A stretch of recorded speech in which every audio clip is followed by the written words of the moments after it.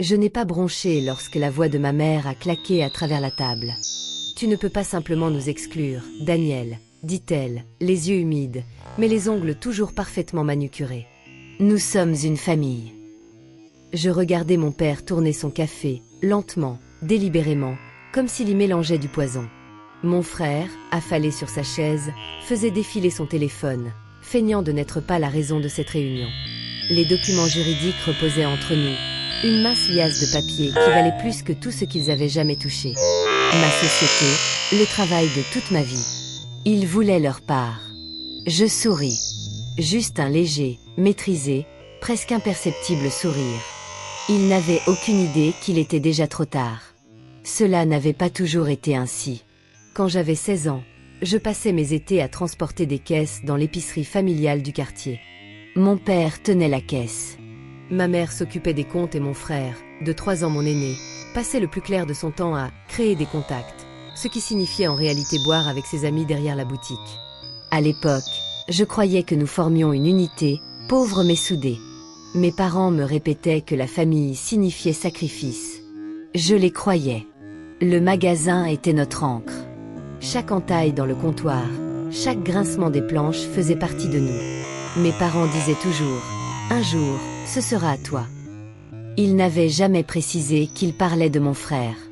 Le jour où tout a basculé, je faisais un double service dans mon premier emploi dans une entreprise de technologie. Je suis rentrée pour trouver l'épicerie vide, les étagères dépouillées, les lumières éteintes, une pancarte fermée qui pendait mollement à la vitrine. Mes parents m'attendaient dans la cuisine, le sourire aux lèvres comme des gagnants de loterie. Ils l'avaient vendu. Comme ça. Pour aider l'affaire de ton frère, annonça ma mère comme si elle annonçait mes fiançailles. Il a une excellente idée, des lavages de voitures mobiles. Il lui faut juste un capital de départ. 120 000 €. Tout ce qu'ils avaient construit, tout ce que je croyais que nous hériterions équitablement. J'ai demandé pourquoi ils ne m'avaient pas consulté. Mon père a dit « Tu as ta propre carrière, Daniel. Tu t'en sortiras bien ».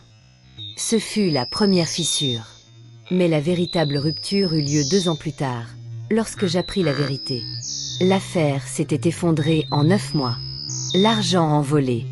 Mon frère n'avait pour seul résultat qu'un gouffre de dettes et un retrait de permis pour conduite en état d'ivresse. Mes parents n'en parlèrent jamais, n'offrirent pas d'excuses. Au lieu de cela, ils commencèrent à s'intéresser à mon entreprise, la start-up que j'avais bâtie de rien, celle dont on parlait dans les journaux, celle qui commençait à générer de vrais revenus. D'abord, ce furent de simples questions, puis des allusions. Puis un soir, mon père déclara « Tu devrais nous associer. La famille doit profiter de la famille. » C'est là que j'ai compris qu'ils n'avaient pas fini de prendre. J'aurais pu dire non. Mais pour des gens comme eux, non ne suffit pas. Non devient une invitation à insister davantage, à pousser plus fort, à manipuler plus subtilement. Alors je n'ai pas résisté. Je ne les ai pas avertis. J'ai souri. Je leur ai dit qu'ils avaient raison. Que la famille devait profiter de la famille. Je les ai laissés croire qu'ils gagnaient. Pendant 6 mois, j'ai pris des notes méticuleuses de chaque conversation. J'ai observé leur manière d'agir, comment ma mère adoucissait sa voix quand elle me demandait des détails sur mes actionnaires, comment mon père présentait ses conseils comme des ordres, comment mon frère essayait de charmer mon directeur opérationnel pour l'attirer à déjeuner. Je leur donnais juste assez d'informations pour qu'ils s'investissent. Non pas dans ma société, mais dans l'idée que j'étais assez naïf pour être manipulé. Pendant ce temps, je réécrivais discrètement mes statuts d'entreprise, dans une langue juridique hermétique qu'ils ne comprendraient jamais. J'y ajoutais des clauses sur les conflits d'intérêts, la moralité et la disqualification d'actionnaires ayant des dettes non réglées ou un casier judiciaire. Devinez qui remplissait ces conditions. L'étape suivante fut l'appât.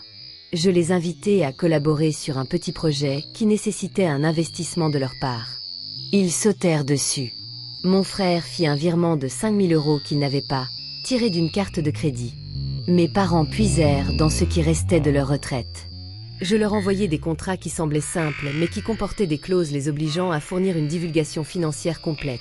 Relevé bancaire, déclaration fiscale, tout. Lorsque ces documents atterrirent dans ma boîte mail, j'y trouvais tout ce dont j'avais besoin. Compte à découvert, dette fiscale, un retrait lié au jeu sur le compte de mon père qui correspondait étrangement à son voyage d'affaires à Las Vegas. Je ne les ai pas confrontés. J'ai documenté. J'ai laissé le dossier grossir, indéniable. La dernière étape était le moment. J'ai attendu la réunion trimestrielle du conseil d'administration, un cadre public, enregistré, où chaque mot serait noté. C'est là que j'ai annoncé une vérification obligatoire de conformité des actionnaires. Moins de 10 minutes suffirent à mon avocat pour énumérer les violations. Mes parents et mon frère étaient désormais officiellement inéligibles à détenir des actions, aujourd'hui comme demain. Je leur avais offert une place à la table juste pour pouvoir tirer la chaise sous eux. Et nous revoilà au café, avec les documents entre nous.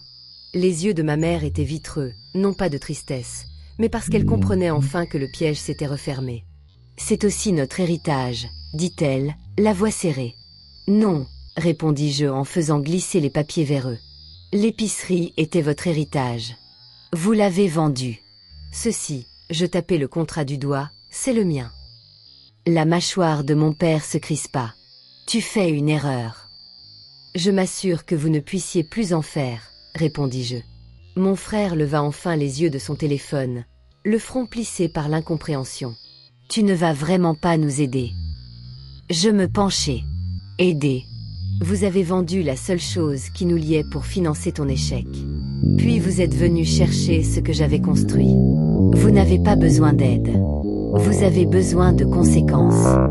Le café était silencieux, hormis le sifflement de la machine à expresso. Je me levai, laissai un billet de 20 € pour mon café, et sortis. Aucun d'eux ne me suivit. C'était il y a 2 ans. Aujourd'hui, ils sont ruinés. La retraite a disparu. Mon frère en est à sa 3e grande idée, dans un logement qu'il ne peut pas payer.